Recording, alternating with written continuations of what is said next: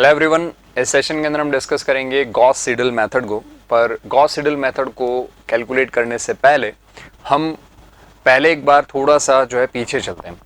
हमने डिस्कस किया था कि जो टाइप्स ऑफ बसेस सिस्टम में होती हैं वो टोटल होती है दो तरीके की, पीवी और पीक्यू बस, है ना। एक होती है पीवी बस और एक होती है पीक्यू बस। इसी पीवी बस में से एक बस को स्लैक बस कह देते हैं, या रेफरेंस बस कह देते हैं, या स्विंग बस कह देते हैं। इस बस को इसलिए सेलेक्ट किया जाता है ताकि ये सिस्टम के सारे लॉसेस को कंसिडर कर सके या सारे लॉसेस को सप्लाई कर सके, ताकि पीवी बसेस पे पावर पी को हम कांस्टेंट अज्यूम कर सके। तो यहां पर गॉस सीडल मेथड के अंदर हम पीवी बस और पीक्यू बस का कैलकुलेशन करते हैं। पीवी बस पे पी और वी डिफाइंड होते हैं, क्यू और डेल कैलकुलेट करना होता है, और पीक्यू बस के ऊपर अपन वी और डेल कैलकुलेट करते हैं। तो स्लैक बस जो है वहां पर क्या कैलकुलेट किया जाता है? स्लैक बस पे वी और डेल कैलकुलेट किया जाता है। क्या कैलकुलेट किया जाता है? वी और डेल कैलकुलेट किया जाता है। ऐसा ही है क्या? हाँ या ना? नहीं सर, वी और डेल कहां कैलकुलेट किया जाता है? यहां पर पी और क्यू कैलकुलेट किया जाता है। पीवी बस जो होती है उसे पीवी बस इसलिए कहते हैं क्योंकि यहां पर पी और वी जो है वो डिफाइंड है। पीक्यू बस को पीक्यू बस इसलिए कहते हैं क्योंकि वहां पर पी और क्यू डिफाइंड होते हैं। जबकि स्लैक बस ऐसी बस होती है जहां पर पी भी अननोन है और क्यू भी अननोन है, वहां पर वी और डेल डिफाइन होता है, जहां डेल को जनरली जीरो लेकर के कंसिडर किया जाता है। तो यहां पर अपन स्लैक बस जो है सबसे पहले इसकी कैलकुलेशन करना सीखेंगे कि इसमें अननोन वेरिएबल कैसे कैलकुलेट किया जाता है। चूंकि गॉस सीडल मेथड ले लूं चाहे न्यूटन रैप्सन मेथड ले लूं, इन दोनों ही मेथड के अंदर स्लैक बस की कैलकुलेशन का प्रोसेस सिमिलर होता है, सेम होता है। इसलिए अपन गॉस सीडल मेथड शुरू करने से पहले स्लैक बस की कैलकुलेशन सीखेंगे, फिर अपन गॉस सीडल मेथड से पीवी और पीक्यू बस की कैलकुलेशन भी करना सीखेंगे। इसीलिए इस सेशन में हेडिंग लगाइए कैलकुलेशन फॉर स्लैक बस।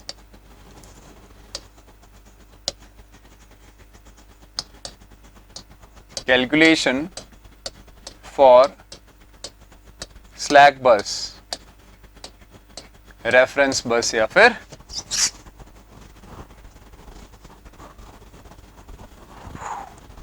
स्विंग बस। अब यहां पर अपन एग्जांपल ले लेते हैं फॉर 3 बस सिस्टम। अगर आपका सिस्टम 3 बस का है,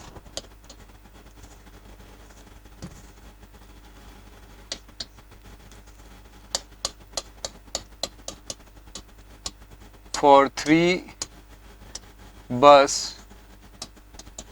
सिस्टम। 3 बस के सिस्टम में जरा कॉपी के पन्ने पलटो और वहां पर देखो कि आपने करंट का इक्वेशन लिखा है क्या कहीं पर? I1, I2 और I3 का वैल्यू लिखा है क्या? हाँ सर, लिखा है ना। इसको Y11 V1 लिखा है, फिर Y12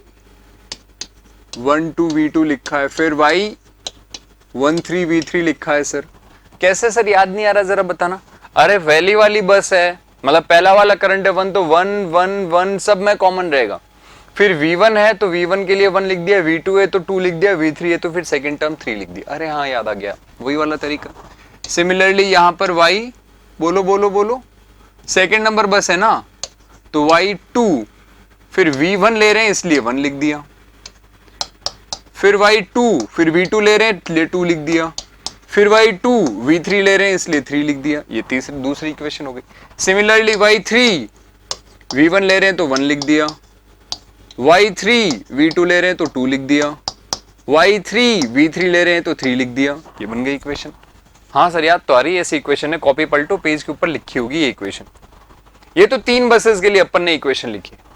अब मान लो सिस्टम n बस का है, फॉर n बस सिस्टम,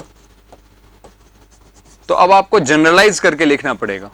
हमें एक ऐसी इक्वेशन लिखनी पड़ेगी जिससे हम कोई भी इक्वेशन बना सके। तो देखो, जब 1 होता है तो यहां पहली टर्म हमेशा 1 होगी, 2 होने पर पहली टर्म हमेशा 2 होगी, 3 होने पर पहली टर्म हमेशा 3 होगी। तो इसी प्रकार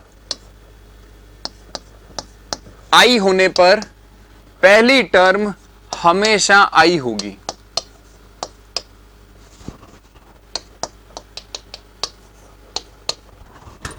क्लियर? दूसरी बात, अब यहाँ 1 2 3 चाहे कुछ भी हो, वोल्टेज का वैल्यू 1 2 3 ऐसे लगातार चलता रहेगा। कुछ भी हो 1 2 3 कुछ भी हो, वोल्टेज का 1 2 3 आएगा ही आएगा। तो इसका मतलब ये हुआ कि वोल्टेज के लिए कोई दिक्कत नहीं है, इसको सीधा यहां पर V1 लिखना है, यहां V2 लिखना है, डैश डैश डैश करके यहां पर सबसे लास्ट में Vn लिख देना है। और I के साथ में ये V1 है तो इसका 1 लिखते थे, 2 है तो इसका 2 लिखते थे,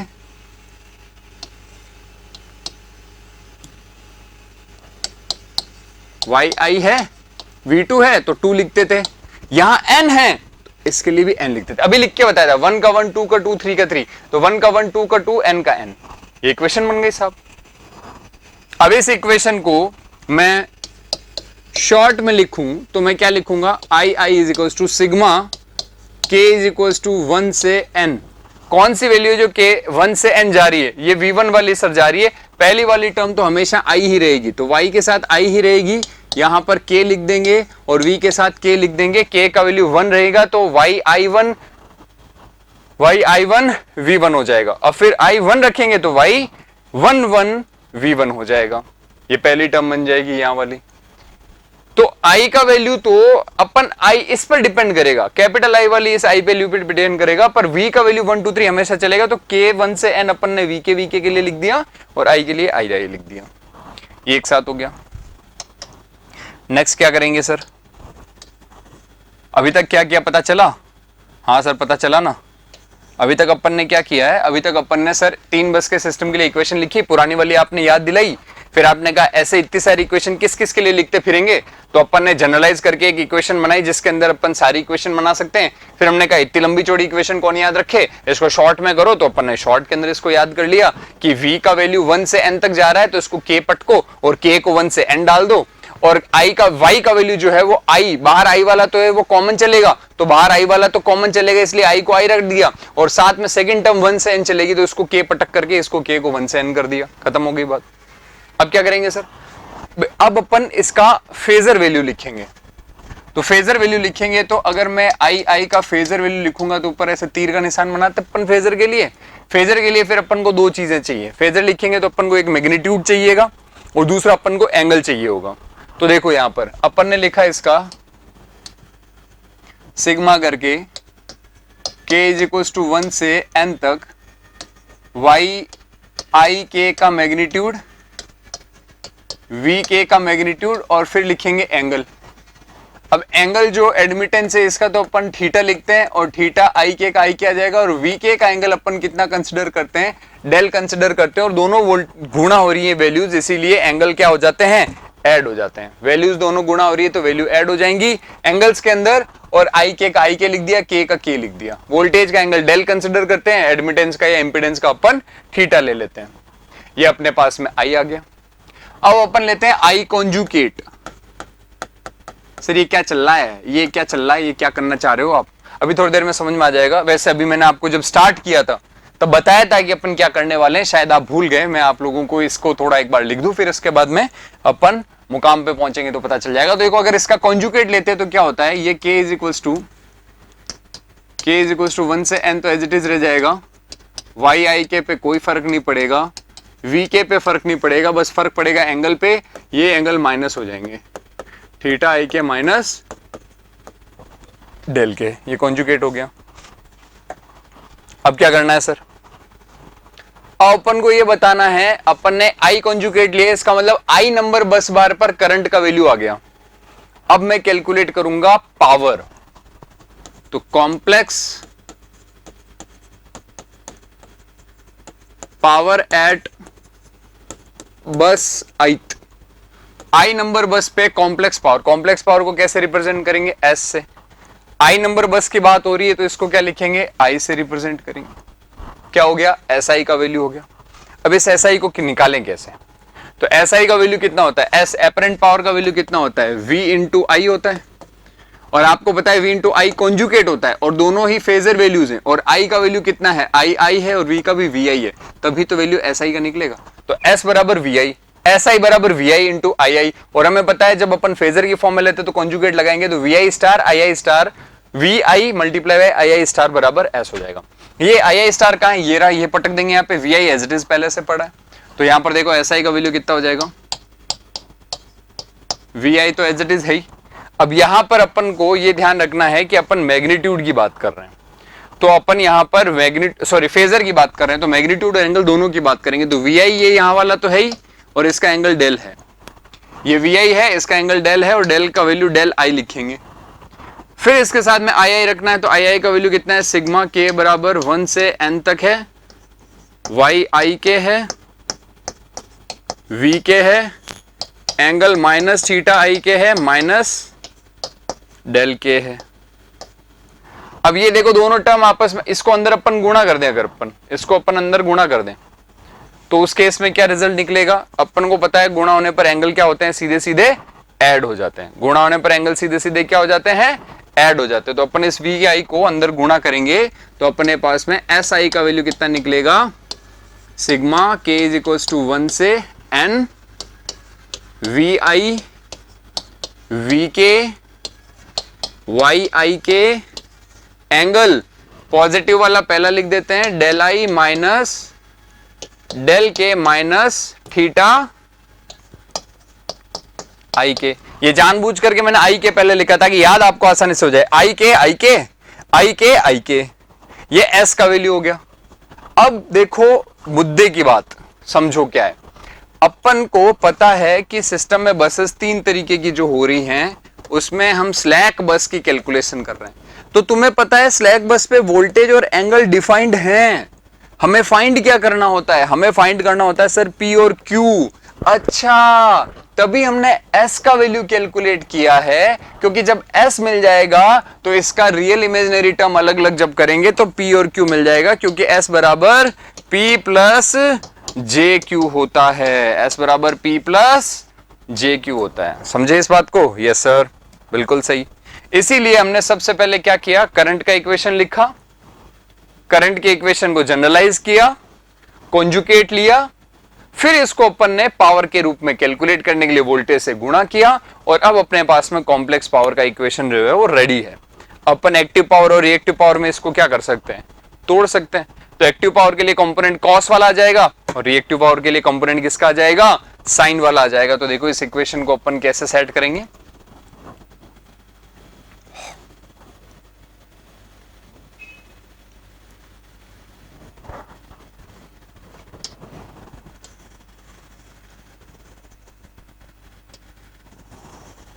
इस इक्वेशन को यहां डाल देते हैं थोड़ा,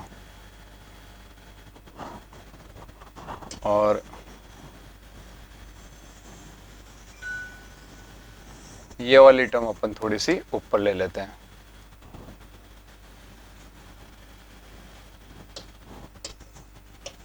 ये डल रह गया, इस वाली इक्वेशन में भी ऊपर ले लेते हैं वैल्यू, अपन P को कैलकुलेट कर सकते हैं। तो यहां से देखो P का इक्वेशन क्या लिखेंगे,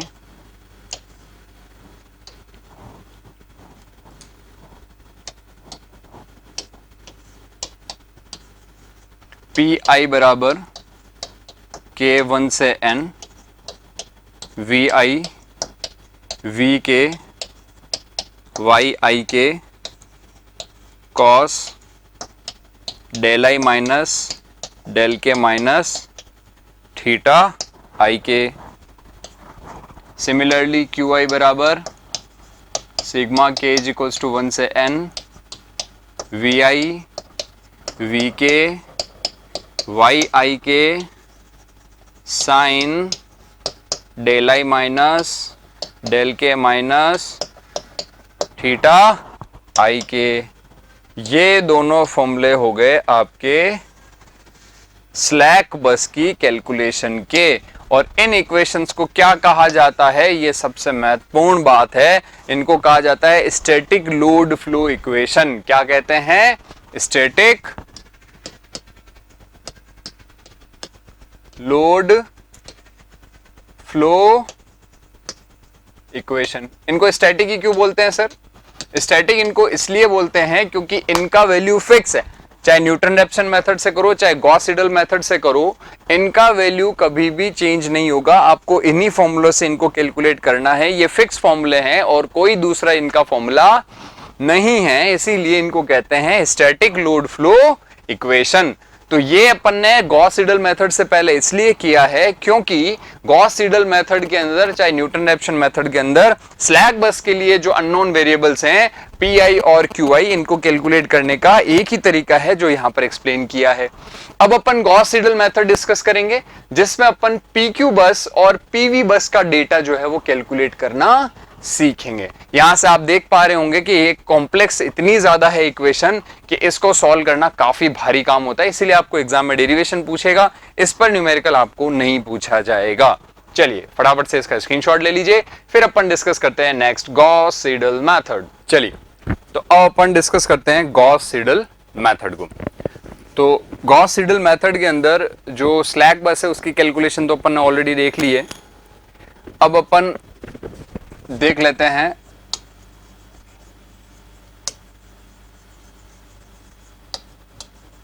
गॉस सीडल मेथड के अंदर दो तरीके की कैलकुलेशन बचती है, पीवी और पीक्यू बस की। तो पहले अपन ये समझते हैं कि गॉस सीडल मेथड में बेसिकली किया क्या जाता है। तो गॉस सीडल मेथड में देखो ऐसा है, मान लीजिए ये अपने पास में इक्वेशन है 10x minus 0.5x is equals to 0।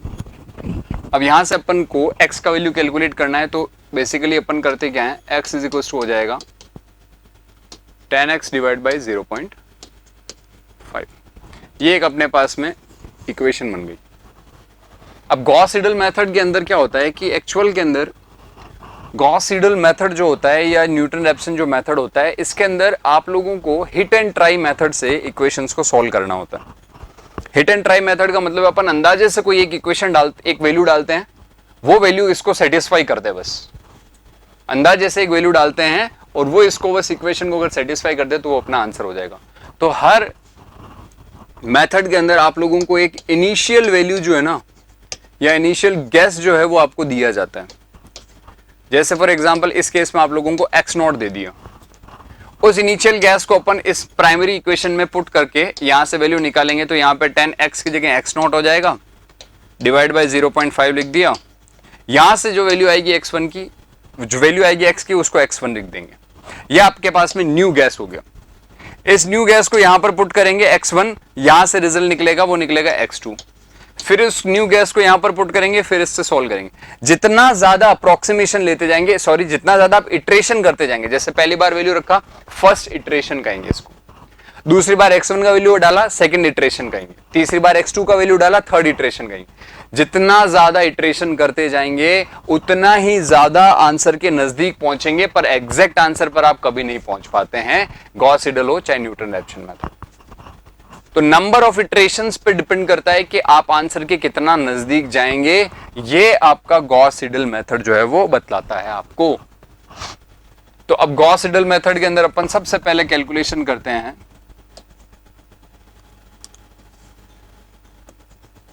Calculation for P Q बस। अपने को पता है पी क्यू बस पर पी और क्यू डिफाइंड होते हैं। अननोन पैरामीटर क्या होता है? अननोन पैरामीटर होता है वी और डेल, वोल्टेज और उसका एंगल। ये दो चीजें अपन को कैलकुलेट करनी है।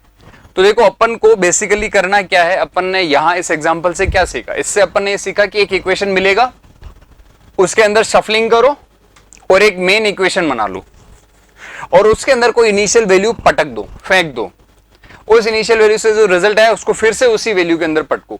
जितने रिजल्ट आते जाएंगे उनको वापस उन्हीं वैल्यूज में पटकते जाओ, अपना आंसर निकलता जाएगा। इटरेशंस होते जाएंगे और आप आंसर के नजदीक पहुंचते चले जाओगे। ये वाला लिखना होगा अगर आपको, तो आप बाद में रफ में साइड में लिख लेना।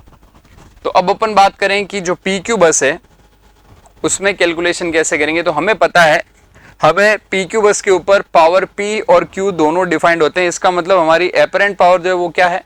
नॉन है। हमें एपरेंट पावर पहले से पता है। तो अपन बात करते हैं आईथ बस की, आई नंबर बस की। आई नंबर बस का पावर कितना होगा? V I into I I star.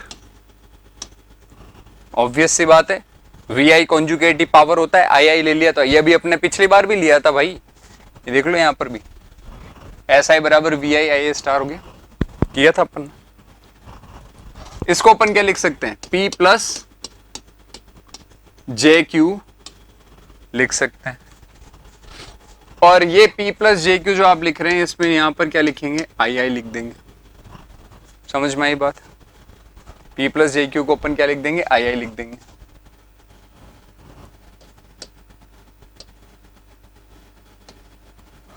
अब अपन एस आई कॉन्जुकेट अगर निकालें तो इसका वैल्यू हो जाएगा वी आई कॉन्जुकेट आई आई।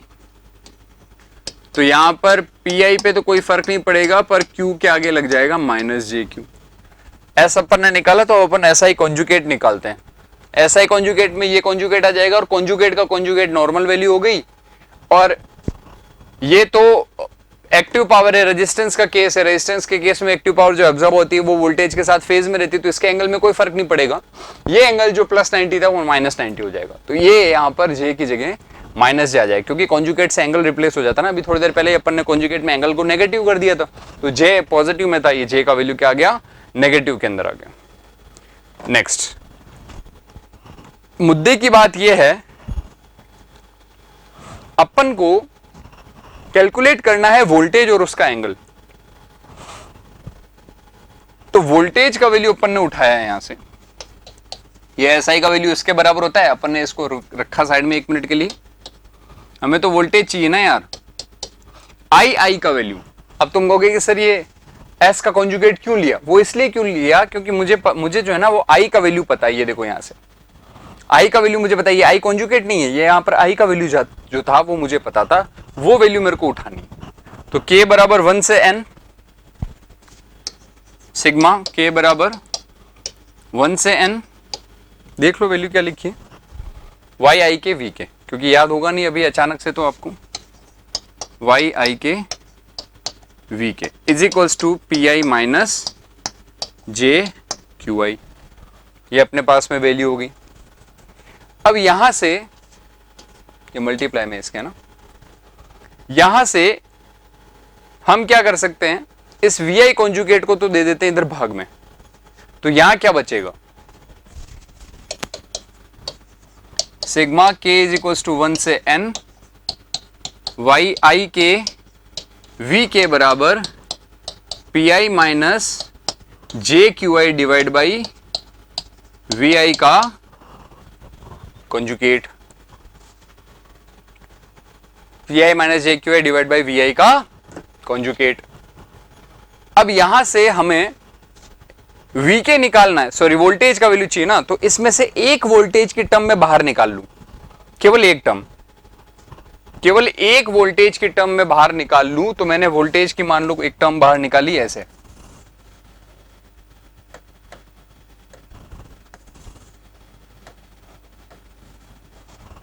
ये अपन ने वाई आई आई वी आई को बाहर निकाल लिया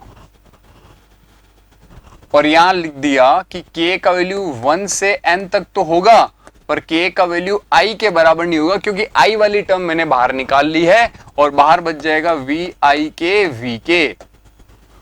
यहां पर k का वैल्यू i के बराबर नहीं रखा जाएगा, k का वैल्यू i के बराबर नहीं रखा जाएगा, क्योंकि एक टर्म इस पूरे गुच्छे में से एक टर्म मैंने बाहर निकाल ली है। देखो ये पूरा गुच्छा था ना वैल्यूज का, आई का, इसमें से एक वैल्यू बाहर निकाल लेता हूं मैं पहले से, इसमें से एक वैल्यू बाहर निकाल लूंगा तो वो इसके अंदर कंसिडर नहीं होगी 1 से n तक में, 1 से n में i कंसिडर नहीं होगा, क्योंकि i को मैंने बाहर निकाल लिया है। बाकी इधर वाली वैल्यू एज इट इज रहेंगी, P I minus J Q I divide by V I star. अब यहां पर अपन को क्या कैलकुलेट करना है, वोल्टेज कैलकुलेट करना है सर, तो बाकी वाली टर्म को क्या करें अपन, बाकी वाली टर्म को उधर भेज देते हैं। अच्छा यहां पर प्लस होगा लाला, ये भूल गए अपन भाई, ये सब चीजें जुड़ रही है ना, इसी में से एक टर्म बाहर निकाले तो बीच में तो प्लस रहेगा, गुणा थोड़ी रहेगा, तो ये प्लस वाली टर्म इधर भेजो, Y I I V I is equal to P I minus J Q I divide by V I star minus sigma K is equal to 1 जिट is not equal to I, Y I K V के, ये इसमें से minus हो जाएगी term. अब यहां पर वी आई निकालना है तो ये वाई आई इधर भाग में दे देते हैं, तो वी आई निकालने के लिए 1 वाई आई आई का डिवाइड हो जाएगा, बचेगा P I minus J Q I divide by V I star minus sigma K is equals to 1 से n Y I K V के, जहां के इज नॉट इक्वल टू आई होगा। ये इक्वेशन आ गई अपने पास में कंप्लीट। अब तुम कहोगे सर कंप्लीट इक्वेशन कैसे आई, हमें तो वोल्टेज ही पता चला है सिर्फ अभी तक, हमें तो ये पता ही नहीं चला है कि वोल्टेज का एंगल कितना होगा। अरे लाला, अगर वोल्टेज पता चल गया तो उसका एंगल कैसे पता नहीं चलेगा, तुम लोगों को पता चल जाएगा, क्योंकि मैग्नीट्यूड अगर तुम्हें पता है तो एंगल तो तुम पता कर ही सकते हो। अब देखो यहां पर ये जो यहां पर वी आई कॉन्जुगेट तुमने यहां लिखा है, ये वाली वैल्यू तो रखेंगे 0 फर्स्ट अप्रोक्सीमेशन। तो यहां पर फर्स्ट इटरेशन करोगे तो पहले एक अप्रोक्सीमेट वैल्यू डालनी है ना, तो वी आई कॉन्जुगेट के अंदर वैल्यू डालोगे 0 की तो आपको फर्स्ट वैल्यू मिलेगी, ये फर्स्ट वैल्यू यहां डालोगे तो आपको सेकंड वैल्यू मिलेगी। आपको अगर मैग्नीट्यूड मिल गया तो इस एक्सप्रेशन से एंगल भी मिल जाएगा। तो यहां पर ये आपका गॉस सीडल मेथड में पीक्यू बस पर वोल्टेज का वैल्यू और उसका मैग्नीट्यूड एंगल करने का तरीका है, फाइंड करने का तरीका है। मैं फिर से रिपीट कर देता हूं, करा क्या था अपन ने सबसे पहले यहां पर पावर का वैल्यू लिखा S बराबर वी आई कॉन्जुगेट, फिर S का कॉन्जुगेट लिया क्योंकि मुझे I का वैल्यू पिछले वाले एक्सप्रेशन से उठाना है, तो V कॉन्जुगेट इंटू I, इसको P माइनस जे क्यू लिख दिया। I का वैल्यू अपन ने पिछले वाले यहां से इक्वेशन से उठाया और उसको यहां से उठा करके यहां पटक दिया। फिर हमने कहा कि भाई इस इक्वेशन के अंदर यहां पर अगर मैं ये वी आई स्टार है इसको यहां से इधर पटक दूं तो ये भाग में आ जाएगा। इस एक्सप्रेशन में से एक टर्म मैंने बाहर निकाल ली, बाकी अंदर ही पड़ी रहती। उस एक टर्म में से ये बची हुई टर्म इसको इधर जाकर के माइनस कर दिया।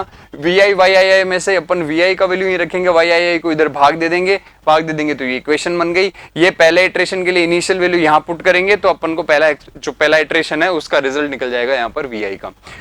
ठीक उसी प्रकार जिस प्रकार यहाँ पर अपन ने पहले आई की इक्वेशन लिख करके आई का एक कॉमन फॉर्म बनाया, फिर इसका आई को समराइज करके अपन ने शॉर्ट फॉर्म लिखा, आई का कॉन्जुगेट लिया।